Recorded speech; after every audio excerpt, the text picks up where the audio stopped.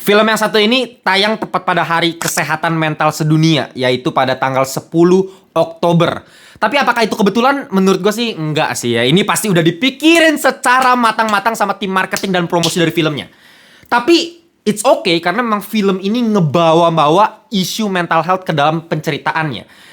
Nah, ya memang yang harus diakui adalah kalau misalnya kalian baca jurnal, kayak baca buku, baca berita, survei kebanyakan tuh mengatakan Gen Z adalah generasi yang paling rentan terhadap depresi. Apalagi kalau misalkan udah baca berita-berita belakangan ini, banyak mahasiswa yang melakukan ya tahu sendiri ya, gue turut berduka cita juga. Bahkan sampai calon gubernur kita Ridwan Kamil ya itu sampai mau ngebikin program-program seperti aplikasi mental health lah, terus ada mobil curhat lah, ya gua kagak tahu lah itu program-program bakal jalan atau enggak ke depannya. Cuman ya intinya ini adalah sebuah isu yang paling tepat untuk dibicarakan saat ini, apalagi lewat sebuah film. Menurut gua ini adalah media yang paling tepat. Tapi yang jadi masalah, apakah sebuah film yang bawa-bawa gimmick mental health ini beneran ngomongin mental health atau cuman pakai gimmick mental health cuman buat cari cuan doang?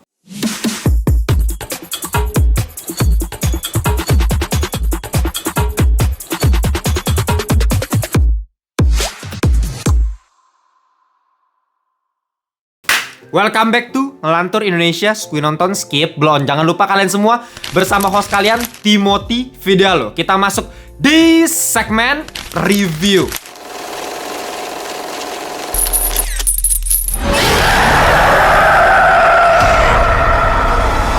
Oke, Pulau Hantu. Ya, ini adalah sebuah film remake dari tahun 2007. Mungkin buat kalian yang berada di generasi di atas gua, yang udah lebih tua dari gua, mungkin harusnya udah merasakan betapa fenomenalnya film ini, yang dimana gua nggak tahu. Karena memang pada tahun 2007 saya masih berumur 6 tahun, Pak. Dan ketika saya berumur 6 tahun, saya tidak pernah sama sekali menyentuh film horor lokal. Saya anti sekali, bahkan sampai SMA pun saya masih anti terhadap film horor lokal. Karena memang dulu gue berpikiran kalau misalnya film horor lokal bisa apa sih? Pasti sampah doang isinya gitu ya. Karena memang kiblat gue dari dulu adalah Disney, DreamWorks. Nah makanya gue nggak tahu sama sekali mengenai film Pulau Hantu ini. Bahkan katanya sampai trilogi anjing. Udah kayak The Dark Knight bos ya. Pulau Hantu 1, Pulau Hantu 2, Pulau Hantu 3. Jadi gue nggak tahu apakah emang ini film awalnya bagus atau gimana. Coba kalian yang udah nonton tulis di kolom komentar. Yang dimana film ini mengisahkan 5 sahabat yang lagi pengen pergi liburan ke sebuah pulau untuk merayakan kelulusannya mereka. Tapi ketika mereka di tengah perjalanan untuk menuju pulau tersebut, mereka malah terdampar di sebuah pulau tak bernama dan tidak terdeteksi GPS. Jadi mereka kaget banget, loh kok tiba-tiba kita udah nyampe di pulau. Dan di GPS tuh masalah pulau ini nggak ada gitu, nggak terdeteksi. Dan ternyata pulau ini dulunya adalah bekas rumah sakit jiwa. Jadi kalau kalian dulu pernah nonton filmnya Martin Scorsese judulnya Shutter Island, itu mirip banget, dimana satu pulau emang isinya orang sakit jiwa semua, diurusnya di situ gitu. Karena memang ada sejarahnya juga. Dan gue sukanya film ini adalah nggak semena-mena cuman ngandelin horor-horor doang, tapi story-nya tuh diperhatikan. Dalam artian kita tahu, loh kenapa bisa ada rumah sakit jiwa di tengah pulau gitu. Buat orang awam kan mungkin kita bingung gitu. Ternyata memang pada zaman tersebut orang-orang kaya yang punya keluarga yang kena sakit mental gitu, dan dia nggak mau malu punya keluarga yang seperti itu, diasingkanlah ke sebuah pulau. Nah ini pulau emang pengasingan orang-orang yang kena sakit jiwa. Nah itu story di belakang pulau tersebut. Tapi ketika mereka sampai di pulau tersebut, mereka menemukan banyak sekali mayat yang meninggal secara misterius dan sangat mengerikan sekali. Dan kita harus cari tahu nih, ada misteri apa di balik meninggalnya orang-orang di rumah sakit jiwa di pulau tersebut. Oke, sekarang kita coba mulai bahas dari hal yang paling mengganggu gua mengenai film ini, yaitu masalah acting. Jujur, dari semua elemen di film ini, ya nanti adalah masalah audio juga sih, cuman acting ini yang paling mengganggu menurut gua, karena ada 2 karakter yang ancur-ancuran actingnya. Mohon maaf sekali nih untuk Mbak Cindy Nirmala. Aduh men. Ya mohon maaf sekali ya kalau misalnya Mbak Cindy Nirmala lagi nonton video gua. Sayangnya saya harus kritik karena actingnya bener-bener cuman 2 mode doang bos ya ketika layak acting nih. Mode pertama nih mode baca naskah gitu, ngafalin dialog. Itu kerasa banget intonasi kayak lagi baca, meskipun dia mencoba untuk pakai dialog yang ala-ala Jaksel, pakai bahasa Inggris dicampur-campur, terus sok-sokan kayak ngamuk-ngamuk, marah-marah, tapi kerasa tetap marahnya itu pakai intonasi yang kayak masih baca dialog. Nah, Mode kedua, ini mode tantrum bos bisa gue bilang, atau mode iklan Listerine bisa gue bilang gitu. Ketika dia ngomel-ngomel tuh bisa tiba-tiba kayak gini nih. Bro, what are you talking about, man? Artikulasinya tuh ancur-ancuran. Dan ada satu lagi karakter di sini, navigator kapalnya. Meskipun dia nggak terlalu punya peran penting lah di film ini gitu ya, munculnya juga cuma sebentar doang. Tapi ya tetap aja gitu, setiap dialog yang melibatkan si navigator kapal ini dengan karakter-karakter si 5 sahabat ini, waduh mati banget itu. Ibarat kalau misal kita lagi belajar bahasa Mandarin, nadanya tuh flat begini nih gitu ya, kayak kayak begitu cara ngomongnya gitu. Apalagi dari awal karakter Nikki ini diplot sebagai karakter yang memang annoying sekali, ngeselin mampus gitu dibandingkan 4 sahabat yang lain. Dia yang paling egois dan dia memang diplot supaya membuat kita para audiens tuh kesel sama karakter Nikki ini. Padahal kalau misalnya kalian nonton filmnya sampai habis, nanti kalian akan merasa kalau misalnya karakter Nikki ini tuh ada benernya gitu. Dia ini bukan cuma karakter yang diplot sebagai karakter yang ngeselin mampus untuk penonton, kan banyak lah film-film yang kayak gitu. Tapi film ini mencoba untuk tetap memasukkan logika yang cukup kuat gitu untuk karakter Nikki, dimana dia lebih mementingkan rasionalitasnya dibandingkan rasa empati dia terhadap sesama manusia gitu. Dimana misalnya nih ada satu temennya dia yang pengen nolongin, loh kok ada yang teriak mama di dalam pulaunya. Si Nikki ini bilang, ngapain lu nolongin dia? Kalau misalnya lu nolongin dia, terus dia bawa-bawa orang yang banyak, terus kapal dia cuma sekecil ini, gimana cara kita nampungnya? Logikanya masuk gitu. Bahkan sampai di bagian akhir ketika dia nipu temennya untuk cari aman sendiri, menurut gue ya ada benernya juga. Kalau misalnya dia nolongin temennya yang lagi diteror sama setan, bisa-bisa malah semuanya yang mati. Dan itu biasanya yang terjadi di film-film horor lain gitu. Logikanya dihilangin, mungkin mau empati gitu, mau temenan, mau ada rasa gotong royong gitu. Oh kita bantuin, malah mati semua isinya kan. Nah di sini si Nikki ini tetap kejaga gitu rasionalitas. Jadi penulisan karakter menurut gue cukup bagus. Tapi memang sayangnya actingnya aja sih parah banget sih. Tapi ya di luar acting, lagi-lagi gue cukup kaget sebenarnya sama film ini karena penulisan karakter itu diperhatikan dengan sangat baik. Kayak Nikki tadi yang tetap terjaga rasionalitasnya, atau misalnya karakter si cowok yang sok-sokan pengen menjadi pahlawan dengan pengen nyelamatin anak kecil yang dia bahkan nggak lihat, cuman teriak mama dalam pulau, terus dia malah pengen nolongin. Kenapa dia sampai seempati itu, sampai seberani itu demi nyelamatin anak itu? Karena dia sempat ada satu dialog yang ditambahin di mana bapaknya itu adalah tim penyelamat dan dia dulu sering bantuin bapaknya. Jadi cuma lewat satu dialog itu aja, itu memberikan konteks. Oh ternyata karakternya gini karena ini. Atau misalnya karakter si Taskia Namia yang namanya tuh Dara, yang dari awal memang dia diplot kayak jadi karakter sentral utamanya lah gitu. Dan dimana dari opening scene aja udah kita bisa lihat gitu hubungan dia sama ibunya. Sebelum dia berangkat ke pulau, ibunya udah ngelarang dia, udah lalu gak usah pergi-pergi gitu, lu di rumah juga jarang-jarang kan. Dari scene itu aja, itu udah memberikan konteks ke bagian akhir cerita. Kesannya tuh kayak foreshadowing lah. Jadi foreshadowing itu adalah scene yang ditaruh di awal untuk memberikan bayangan terhadap scene yang akan terjadi di scene-scene berikutnya. Kita udah tahu, wah kayaknya bakal ada yang nggak beres nih yang terjadi sama si Dara dan teman-temannya. Soalnya di awal film ibunya udah ngomong, udah wanti-wanti. Itu menjadi konteks mengenai ibu dan anak yang sangat-sangat baik. Dan memang film ini pakai dua alur ya, alur maju, alur mundur. Kalau alur maju ya tentang 5 sahabat yang lagi pergi liburan ke pulau, dan alur mundur ya mengenai latar belakang cerita si setan ini. Ya meskipun awalnya tuh gue ngerasa patah banget ya antara alur maju, alur mundurnya tuh kayak, loh kok tiba-tiba kesini ini? Oh ternyata ini zaman dulu ini, masa lalu ini. Terus tiba-tiba ntar pindah lagi dan transisinya tuh kurang enak. Kayak patah-patah banget gitu, nggak smooth. Tapi makin lama, seiring berjalan film, gue makin menikmati karena memang latar belakang dari setan ini cukup menarik untuk diperhatikan. Dan di alur mundur inilah sebenarnya mental health ini pengen dieksplor, dimana mengenai setan ini gitu. Gue harus akui ya, setan ini kan diperankan sama Amanda Green. Dan ketika gue cek, memang Amanda Green ini belum pernah punya pengalaman acting sama sekali. Ini adalah debut film pertamanya dia, dan dia langsung menjadi sosok setan yang kena mental issue gitu, kena penyakit gangguan kejiwaan. Gue nggak habis pikir, kok bisa berani banget gambling pakai aktris yang baru pertama kali acting. Tapi luar biasanya, gue impress banget sama actingnya. Dia bisa memerankan karakter yang bener-bener punya gangguan kejiwaan gitu dari tatapannya dia.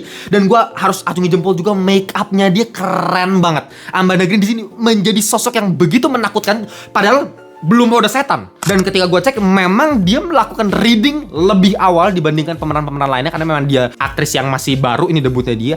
Dan dia melakukan riset, datengin rumah sakit jiwa untuk memperhatikan perilaku orang-orang yang kena gangguan jiwa di situ gitu, sehingga dia bisa mimikri gitu, dia bisa memperhatikan supaya dia punya karakterisasi yang sama gitu sebagai orang yang punya gangguan jiwa. Itu luar biasa, gue harus acungi jempol, keren banget gitu. Tapi memang harus gue akui gitu ya, ketika gue perhatikan actingnya, ini masih jauh dari kata sempurna. Masih kelihatan kalau misalnya dia ini adalah orang yang pertama kali acting gitu, masih debut, itu masih kerasa. Meskipun lagi-lagi itu udah keren banget, untuk debut ini luar biasa, tapi memang masih kurang jam terbang. Dan ketika dia ketawa, ini yang paling mengganggu gue sebenarnya, ketika dia harus ketawa kayak keluarin nafas gitu ya, perlahan-lahan.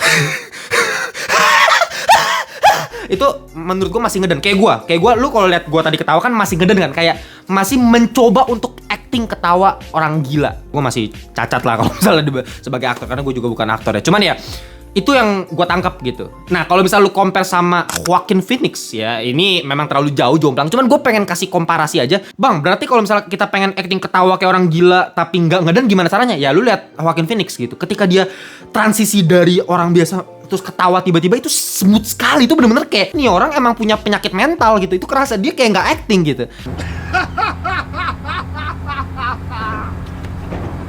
What, you think that's funny? Ya lagi-lagi acting yang bagus adalah dia nggak acting, dia benar-benar jadi orang tersebut. Itulah Joaquin Phoenix gitu. Atau misalnya kalau misalnya bilang terlalu jauh bang Joaquin Phoenix gitu ya, oke, gue kasih contoh misalnya Leonardo DiCaprio pas masih umur 19 tahun ketika main di film What's Eating Gilbert Grape tahun 1993. Lu bayangin, DiCaprio masih umur 19 tahun tapi dia harus memerankan karakter yang autistik, dan dia langsung dapat Oscar Best Supporting Actor di situ. Itu luar biasa sih menurut gue ya, umur 19 tahun. Jadi ya menurut gue itulah, maksudnya kita harus mempelajari aktor-aktor yang memang udah luar biasa lagi secara acting gitu. Dan ya lagi-lagi gue tetap apresiasi ya, Amanda Green keren banget itu, meskipun baru debut tapi udah lumayan convincing lah sebagai orang yang kena sakit jiwa. Nah cuma yang gue rasa justru kurang di film ini adalah eksplorasi mental health-nya. Seperti yang udah gue bilang, film ini mencoba untuk gimmick mental health dengan tayang di 10 Oktober dan lain-lain gitu. Dari awal emang pengen ngomong ini film mental health gitu ya, tapi kurang justru eksplorasi di situnya. Menurut gue ini film yang lebih ke topiknya itu ibu anak aja. Udah, sesimpel itu gitu. Mengenai kekerasan terhadap anak. Nah, itu menurut gue topik yang menarik, karena memang itu fokus utamanya menurut gue. Bukan masalah isu mental health-nya. Ada, tapi cuman jadi kayak kulit luarnya doang gitu. Isi filmnya menurut gue bukan tentang itu. Bahkan, gue malah jadi salah tangkep. Kalau misalnya gue nonton film ini gitu ya, tanpa dikasih iming-iming, oh ini film tentang mental, gue malah ngerasa film ini mencoba untuk memberitahu kita jangan asal self-diagnose gitu. Misalnya lu ngerasa, kayaknya gue punya mental health nih, kayaknya gue punya anxiety nih, kayaknya gue kayak begini nih. Itu kan nggak boleh ya sebenarnya gitu ya. Nah itu gue rasa malah dari film ini gitu, karena memang karakternya si setan di film ini kayaknya bukan mental health kalau menurut gue. Menurut gue ini pure karena konteks dibaliknya mengenai keluarganya. Udah sesimpel itu gitu. Kurang diperlihatkan gitu. Kondisi mental state-nya dari tahap ini ke tahap ini ke tahap ini, kan kita bisa lebih memahami, oh ini mulai terjadi perubahan nih terhadap karakter. Menurut gue nggak terlalu cepat kayak anak kecil awalnya nggak apa-apa, terus tiba-tiba loh kok jadi kayak gini gitu. Nah, ntar kalian nonton filmnya sendirilah. Selebihnya kalau misalnya kita ngomongin dari aspek teknis, apalagi secara visual, menurut gue cakep-cakep aja gitu, nggak ada masalah. Apalagi kalau ngomongin dari sisi horornya, menurut gue cukup horor sebenarnya, karena ada beberapa scene, ya 3 atau 4 scene yang berhasil bikin gue mangap pas lagi nonton.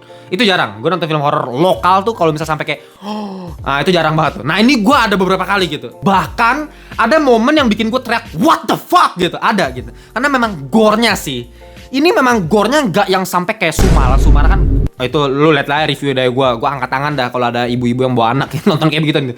Kalau film ini lebih soft dari Sumala kalau ngomongin gore-nya, karena bukan itu fokusnya. Tapi menurut gue prostetik makeup itu ngilu banget gitu. Kayak cuman anak kecil misalnya ketancep beling aja tuh di kaki tuh ketika diseret sama bapak ngeri banget men. Itu gue ngilu gitu kayak tuh gue sampai kayak gitu. Dan memang yang gue suka adalah makeup kecil kayak misalnya bibir ketika pucat kering jadi kesannya nggak terawat gitu. Itu diperhatikan bibirnya bener-bener kayak ini orang nggak minum berapa lama gitu, nggak nyentuh air berapa lama, itu kerasa. Atau misalnya dari tangan yang misalnya dirantai terus ketika dibuka luka gitu, itu sangat-sangat detail gitu. Atau bahkan dari segi productionnya, setnya gitu. Misalnya ada pintu, terus orang-orang teriak di depan pintu, terus ada embunnya. Nah itu jarang diperhatiin tuh. Biasa film horor lokal tuh ya udah, kalau misal teriak aja gitu, embunnya nggak diperhatikan. Nah ini embunnya tetap ada gitu. Dan ya gue harus akuin ya, dari production setnya cakep sih. Set rumah sakit jiwa itu angker mampus, color gradingnya juga keren gitu. Bener-bener terbengkalainya sangat-sangat terasa. Dari segi atmosfernya tuh bener-bener sangat-sangat mencekam ya. Dari pemilihan musiknya, musik yang awalnya dipakai di rumah sakit jiwa sebagai musik untuk mereka senam pagi gitu, senam olahraga buat pasien-pasien di situ. Terus ketika udah terbengkalai, musiknya dinyalain, udah lebih lesu gitu musiknya karena energinya udah berkurang, itu menambah kesan ngeri gitu ya. Pemilihan musiknya menurut gue aspek elemen yang cukup bagus ya dipakai di film ini. Jadi kalau ngomongin dari segi visual mah nggak ada masalah lah. Cuman audio nih lagi-lagi nih berkali-kali gue temuin dari film-film horor lokal. Kenapa ya? Gue nggak ngerti apakah memang sutradara tuh terlalu takut untuk kehilangan audiens ketika sound effect saya dikurangin dikit gitu. Kayak harus kenceng banget supaya penonton mau nonton. Kan emang harus gitu. Gue sih nggak tahu ya, jujur gue belum tahu. Padahal sejujurnya banyak banget scene di film ini yang sangat berpotensi untuk membuat ketegangan yang luar biasa mampus gitu. Lu bayangin nanti ada satu scene yang kalian udah lihat sebenarnya di trailer, itu setan ngerangkak terus lari ke depan. Itu kan anjing serem banget men sebenarnya. Gue sampai kayak agak kaget dikit gitu pas lagi di bioskop. Cuman keganggu karena audionya terlalu lebay, terlalu over, terlalu kenceng. Aduh sayang banget. Kalau bisa dibikin lebih creepy, lebih soft lagi, musiknya lebih elegan, itu pasti dampak horornya lebih mantap lagi gitu. Ya, gue kasih contoh misalnya. Lagi-lagi gue pakai contoh misalnya film The Exorcist 1973 ya.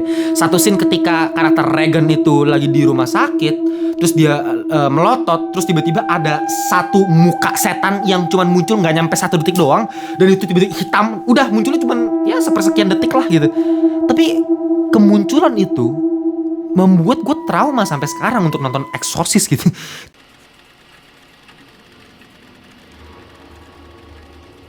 Cuman gak nyampe 1 detik scene tanpa musik. Jadi kayak cuman nging, bener-bener di alam bawah sadar kita itu apa tadi? Itu makhluk apa tadi? Kita berpikir gitu. Jadi gak usah belak-belakan lewat audio ngeng gitu loh. Ya yang sesimpel itu udah bisa bikin ngeri. Atau misalnya film Hereditary gitu, sosok nenek-nenek yang muncul di pojokan tanpa musik, cuman senyum doang, itu ngeri banget.